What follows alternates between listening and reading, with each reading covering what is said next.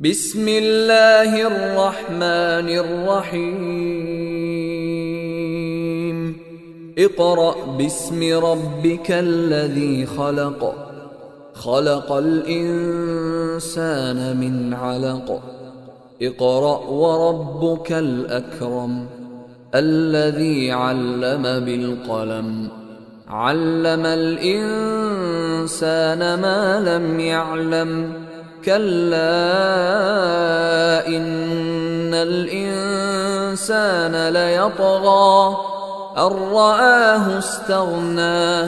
إن إلى ربك الرجعى أرأيت الذي ينهى عبدا إذا صلى أرأيت إن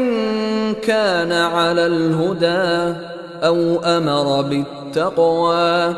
أرأيت إن كذب وتولى ألم يعلم بأن الله يرى كلا لئن لم ينته لنسفعا بالناصية ناصية كاذبة خاطئة فليدع ناديه سندع الزبانية